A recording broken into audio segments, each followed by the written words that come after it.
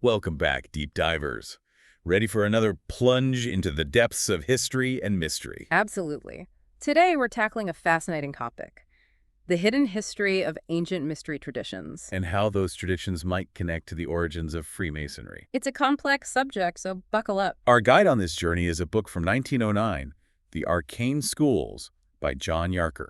Yarker was a prominent Freemason and historian, and his work reflects the scholarship of his time He was particularly interested in demonstrating the antiquity of Masonic ceremonies. and their connection to older systems of initiation and secret knowledge. So we're going way back, looking at ancient rituals, symbols, and philosophical ideas. And seeing how they might have shaped the development of Freemasonry over the centuries. It's going to be a journey across cultures and vast stretches of history, so let's dive in.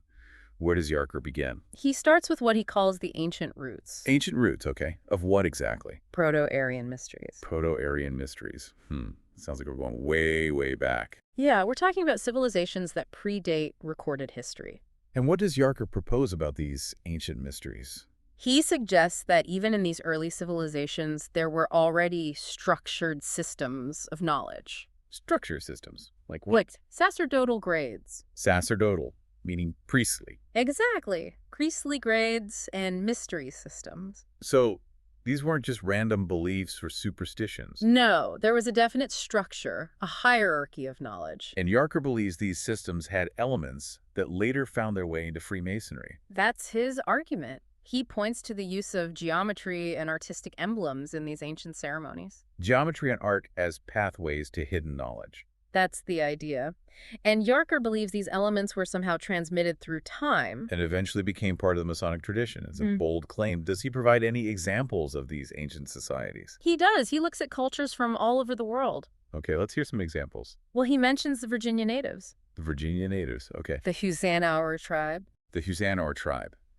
And what did they do that's relevant here? They had rituals that involved simulated sacrifice, Simulated a sacrifice. symbolic rebirth. Oh, I see. The idea of dying to an old self and being reborn into a new one. Exactly, a theme that's found in many initiatory traditions. Okay, that's one example. What else? He also mentions the Guinea Negroes, Okay. their Belly Paro tradition, Billy Parrott. which involved 5 years of seclusion, 5 years. Wow. during which secret doctrines were transmitted. So a prolonged period of isolation and intensive teaching.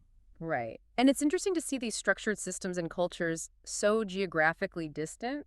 It does raise questions about potential connections or shared human impulses. Definitely. And those are the questions Yarker wants us to consider. What other examples did he have? Let's hear a few more. Well, he talks about the Maoris of New Zealand The Maoris, okay. and their worship of Rangi and Papa. Ringi and Papa, who are they? Rangi is the Sky Father, and Papa is the Earth Mother. So a creation myth. Yes.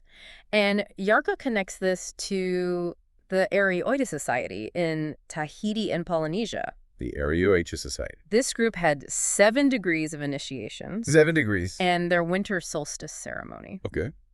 Yarker saw resemblances to the rites of Osiris, Bacchus, and Adonis. Osiris, the Egyptian god of the underworld. Bacchus, the Greek god of wine and revelry. Adonis, the god of beauty and vegetation. What a mix. All centered around the generative powers of nature. The cycle of death and rebirth. Right. Pretty heady stuff for ancient cultures, right? Definitely. And Yarker doesn't stop there. He even mentions Australian cave paintings, Australian cave paintings. possibly linked to Sumatran deities. Wow. Suggesting ancient cultural connections across vast distances. That's what he's hinting at. And what about those claims of Masonic-like signs among the indigenous people of Australia? Yarker mentions those too. He cites a few general accounts, Okay. but he focuses on a specific account from the New Zealand craftsman, Written by. a brother Henry Stoll, who had Maori heritage. Stoll described the Maori Wakura Temple, Owerakura Temple. and he claimed it had an esoteric system. Rituals, symbols, signs, and even passwords. Passwords. That's pretty intriguing. Right. It does make you think about possible connections. Or at least shared human tendencies to create these kinds of secret societies. Exactly. Yarker then shifts his focus to a broader concept, Which is? what he calls a widespread ancient system of 3 degrees of theosophy. 3 degrees of theosophy. Theosophy meaning divine wisdom. Okay. And he finds this system among seemingly unconnected peoples. Like Well, he cites the Finlanders Okay. with their Titashat, Asajat, and Lalajat, Those sound like Finnish words, all right. and the Babylonian Chazdim, The Chesdim. known as Khartoumim, Chukamim, and Asafim. More unfamiliar words. But the point is, both cultures had a three-tiered structure, The 3 degrees, again, and Yarker sees this as a pattern. a recurring pattern across cultures. Exactly. Does he have other examples of this 3-degree system?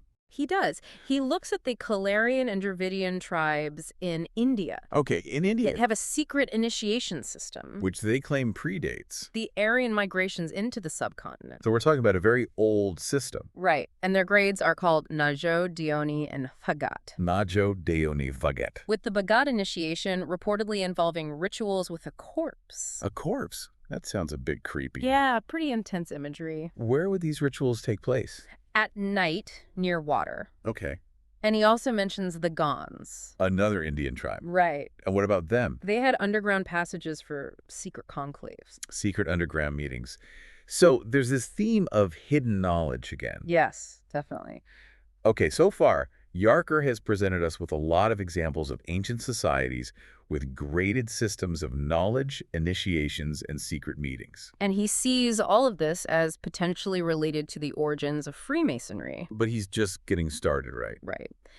Next, he moves on to the Jewish rabbinical school, and he compares it to the Magi of ancient Persia. The Magi, the wise men. Exactly. So is he suggesting a connection between Jewish and Persian traditions? He's highlighting the similarities in their three-grade structure, Through grades again. and he focuses on the concept of the indwelling Holy Spirit, Okay. which he says is central to both traditions. So even across different religions, he's finding these common threads. That's what he's arguing. And this shared focus on 3 degrees of knowledge or initiation. Right. Certainly making me think about the structure of Freemasonry in a new light. I think that's Yarker's intention. To get us to see those connections, those echoes from the past. Exactly. Okay, so we've covered Yarker's initial exploration of ancient mystery traditions. What's the next stage in his argument? He moves on to what he calls Aryan civilizations and the rise of art mysteries. Art mysteries. Okay, that sounds intriguing. What are those? Well, Yarker believes that as Aryan civilizations developed, they created caste systems. Social hierarchies. And within those hierarchies, Okay. a new type of mystery tradition emerged. These art mysteries. Exactly. Separate from the older sacerdotal mysteries. So a new form of esoteric knowledge. But what made it art-focused? Yarker connects them to the builders of ancient megalithic structures, Megalithic structures. like Stonehenge. Yes, like Stonehenge Yeah. and the pyramids of Egypt. Yeah. And other massive stone constructions. Okay, so these art mysteries were related to the craft of building. Right. And Yarker sees them as a precursor to Freemasonry.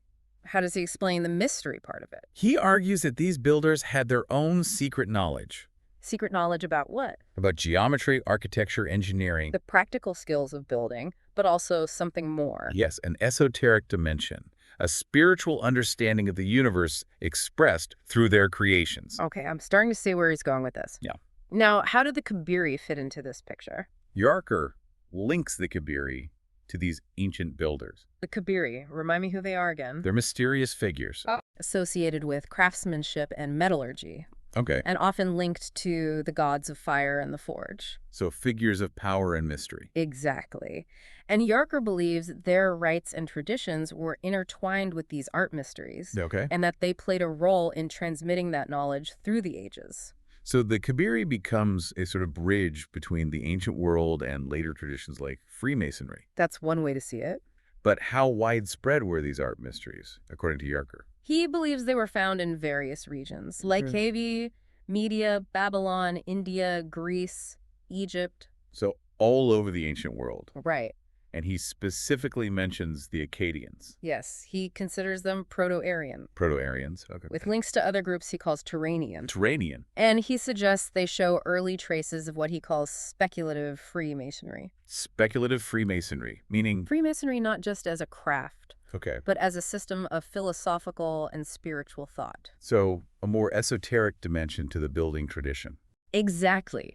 And Yarker believes this speculative aspect was already present in these early cultures. Okay, I see. Now, how does Yarker support this claim of speculative Freemasonry in ancient times? He points to the use of geometrical symbols, Geometrical symbols. which he says represented theosophical truths, Theosophical truths. fundamental ideas about the cosmos and creation. Ah, so these symbols weren't just decorative. No, they were a language. A language of esoteric knowledge. Right. And Yarker says each symbol could represent multiple things. Right. A concept, a letter, a color, a number, a sound. Wow, so a multi-layered system of meaning. Yes. A way of encoding complex ideas. Okay, and he finds examples of these ancient symbols in various places. All over the ancient world. Asia, India, Egypt. And he sees connections between these symbols and later Masonic emblems. Right. He's building a case for continuity. For the transmission of these ideas across time and cultures. Okay, we're starting to see how Yarker connects these ancient mystery traditions to the origins of Freemasonry. But he's not done yet, right? Right. He goes on to explore the relationship between these mysteries and the development of philosophy. Philosophy, okay. And he argues that the mysteries had a big influence on philosophical schools like the Pythagoreans and the Platonists.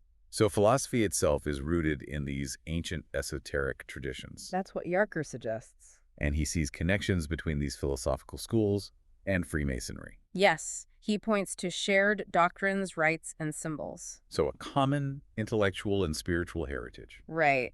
Though he's careful to distinguish this early connection from the operative aspects of Freemasonry. The practical building side of things. Exactly. So he's saying that the philosophical and spiritual ideas were there from the beginning. Yes. But the connection to the craft of building came later.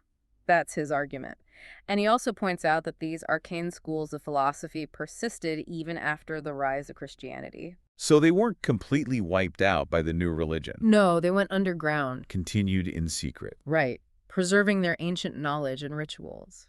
And it gives an example of this continuity. He mentions Taliesin, Taliesin? a legendary Welsh bard, Okay. and the Druidic emblem of the vitrified egg, Vitrified egg. a symbol of rebirth and transformation. So the old traditions lived on in various forms. That's what Yarker is suggesting. Okay, so we've got these ancient mystery traditions, the art mysteries, and the philosophical schools, all interconnected. And all potentially influencing the development of Freemasonry. But what about the actual beliefs of these ancient groups? Did they have a shared theology? Yarker argues that they did. Okay, what was it? He says they believed in a sole creator, One God. but this God manifested in a threefold way. A trinity. And from this trinity, lesser deities emanated. So a hierarchical system of divine beings. Right. And Yarker says this belief was remarkably consistent across cultures. He does. From the Egyptians to the Magi, the Hindus, the Hebrews. All these cultures had different names for their gods. But the underlying concept was the same. A single creator manifesting in three ways. A fascinating idea. And Yarker highlights three core dogmas. Which are? Divine unity. Okay. Incarnations of the divine. So the idea that God can take on human form Right. and the indwelling Holy Spirit Which elevates humanity. makes us more godlike. Right. So these are pretty profound beliefs. Definitely. And Yarker sees them as central to the ancient mysteries. And potentially influencing later religious and spiritual traditions. Including Freemasonry. Okay, so we've covered the theological beliefs, but what about the rituals? Does Yarker connect those to Masonic practices? He does. Give me an example. Well, he compares the election of a new master in a Masonic lodge Okay. to ancient Chinese emperor rituals. Wow. Okay. He points out similarities like the stripping away of robes, Okay. being barefoot, and wearing a lambskin. Interesting parallels. Symbolic actions that seem to transcend cultural boundaries. That's what Yarker is suggesting. And these similarities, he believes, point to a common origin for these rituals. Or at least a shared human impulse to express these ideas in similar ways. Okay, so far, Yarker has presented a lot of evidence for the existence of ancient mystery traditions with graded systems of knowledge, initiatory practices, shared symbols, and even common theological beliefs. And he's built a case for their potential influence on the development of Freemasonry. But he's not done yet, is he?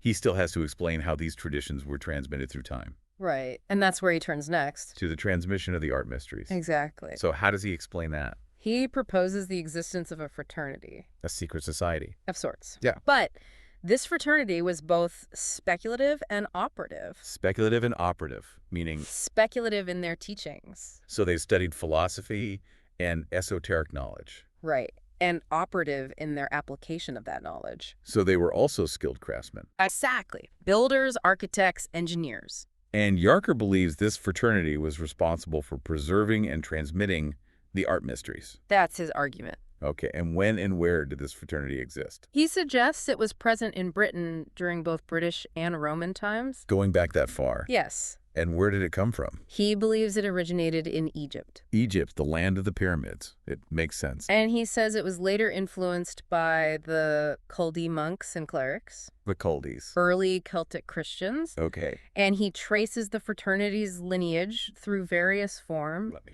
Folk motes, guilds, and eventually the Masonic lodges. So a continuous thread through British history. Right.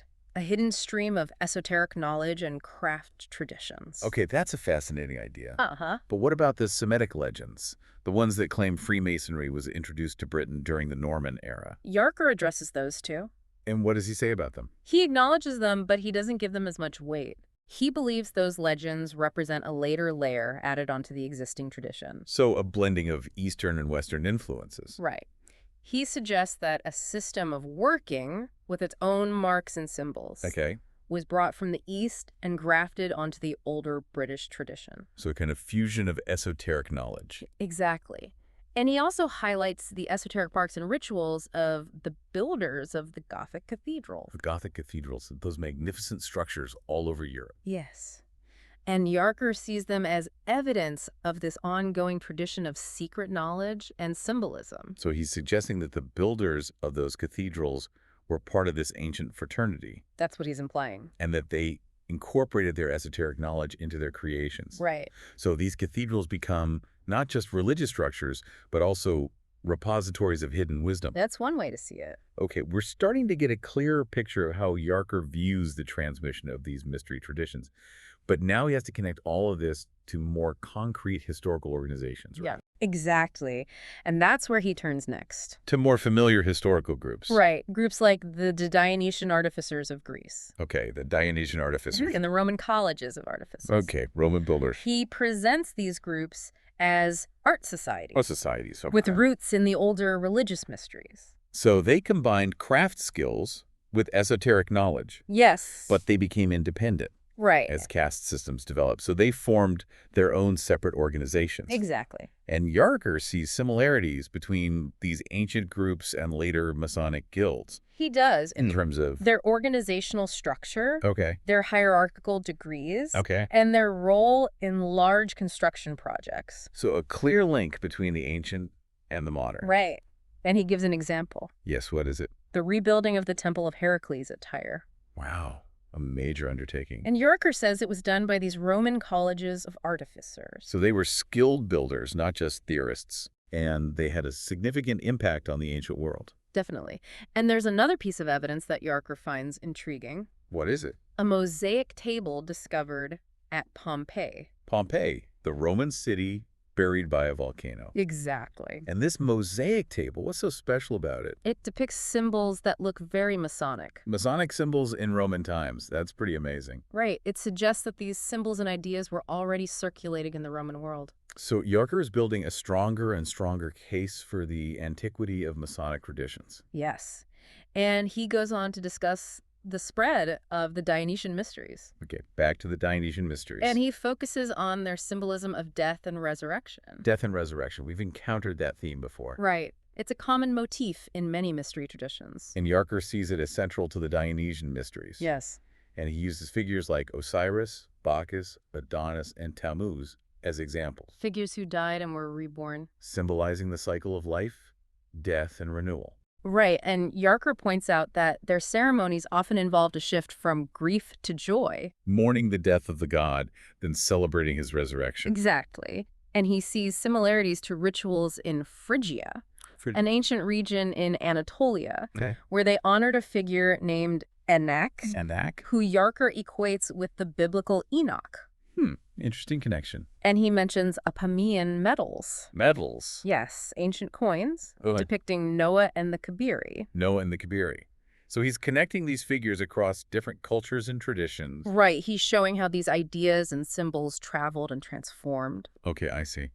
And then he moves on to the Kabiric mysteries themselves. Yes. The mysteries of the Kabiri. Honoring Apis and Sibyl. Adis and Sibyl. Phrygian deities. Okay. And their priests were the Corybantes. The Corybantes. Known for their wild, ecstatic rituals. So, a very different flavor of mystery tradition. Yes, but Yarker still sees connections to seemingly disparate figures like the Nagan Wat of Cambodia. The Nagan Wat. That's a temple complex in Southeast Asia. Right.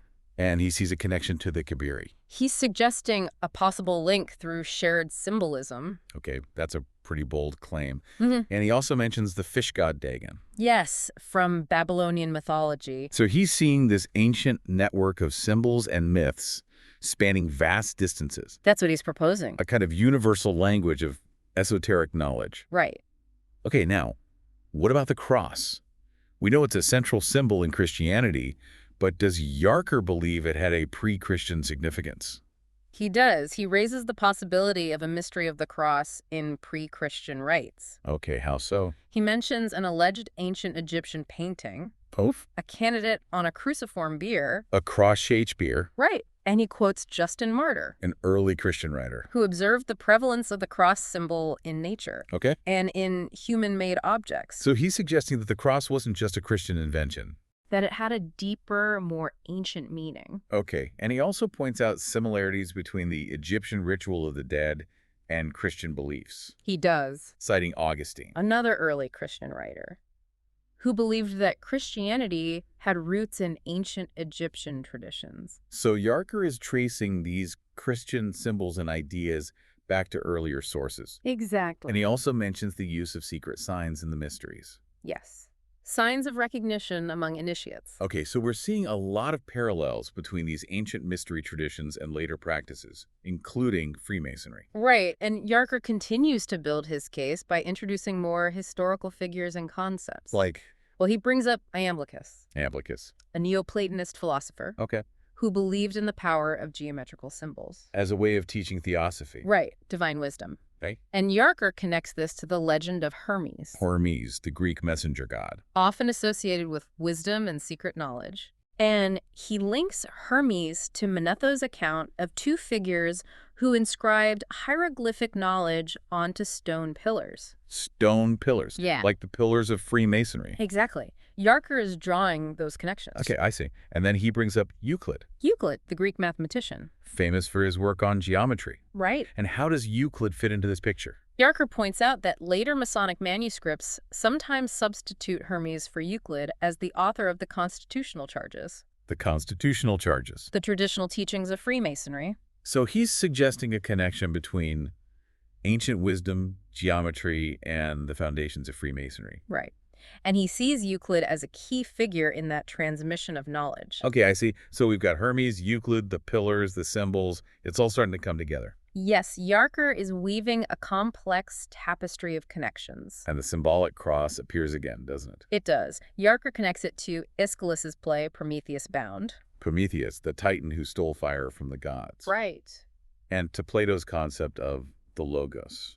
The divine word or reason. Okay. Both represented by a cross. So the cross as a symbol of divine knowledge or power. That's one interpretation. And he also mentions the Indian guilds. Yes. And their symbolic crucifixion of Surya. Surya, the sun god. Okay. Crucified on his lathe. His lathe. Which Yarker identifies with the swastika cross. The swastika. A very ancient and powerful symbol. And one that's been sadly misused in more recent times. Yes, unfortunately. But Yarker is focusing on its original meaning. Right. And he also mentions a symbolic crucifixion at noon in higher degrees of ancient and modern guilds. He does. And he suggests a possible connection to Foundation Stone Lane. And even to historical human sacrifice. Human sacrifice, that's a dark side to these ancient practices. Yes, it's a reminder that these traditions weren't always benign. Okay, so the cross, once again, is a symbol of death and resurrection, Yeah. but also potentially of something more sinister. Right. And Yarker then shifts his focus to another aspect of the mysteries. What is it? The practices of fasting and altered states of consciousness. Fasting and altered states of consciousness. Okay. He suggests these practices were akin to hypnotism or trance states. So ways of inducing a different kind of awareness. Exactly. And he cites Proclus's account of an experiment by Clearchus.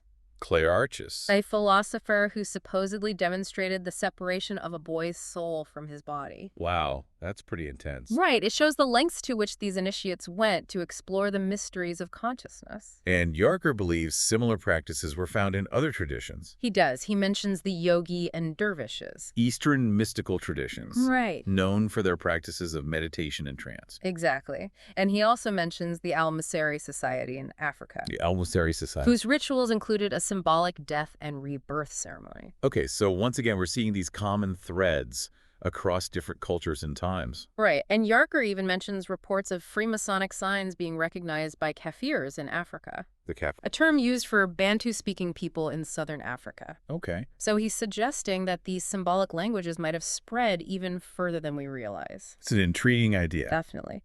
And Yarker then delves into the views of Galen. Galen, the Roman physician. Right. And what did Galen have to say about all of this? Well, he believed in the separability of the soul from the body. Okay. And Yarker connects this to the beliefs of Platonists, Pythagoreans, Egyptians, Chaldeans, and Eastern traditions. So a widespread belief in the soul's ability to exist apart from the body. Right. And he highlights the use of mathematical discipline as a way of focusing thought. Math as a spiritual practice. Exactly. And he draws parallels to Hindu yogism and dervishes. So different paths to the same goal. Right. Okay, now what about the eclectic school of Serapis? What's that all about? Serapis was a syncretic deity. Syncretic meaning? Combining elements of different religions. Okay. And his cult was very popular in the Roman world. So a blending of